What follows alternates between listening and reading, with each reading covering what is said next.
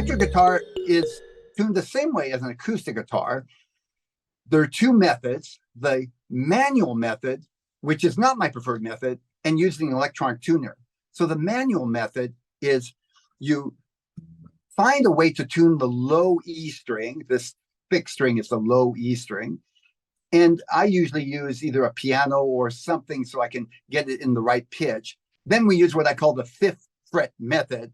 You press on the fifth fret of the low E string, and you try to match the fifth string, that's an A string, with that note right there.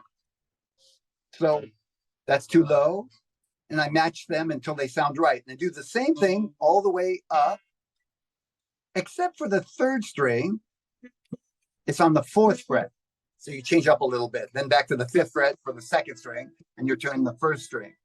This method depends on you being able to hear when the notes are in tune. And for a beginner, that can be very difficult. The struggle sometimes does help with your ear training, but I strongly recommend, especially in the beginning stages, to use an electronic tuner, which is still the way I tune because it's faster and cleaner. So I put the tuner on my guitar. It has a little screen that tells me what note I'm playing. In this case, it's an E note.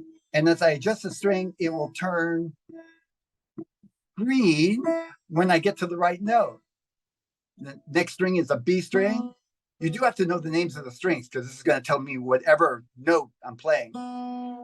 So that's too low. And again, as I tune up, perfect, in tune. And I'll do that for all six strings. Usually takes me less than 30 seconds to tune the guitar.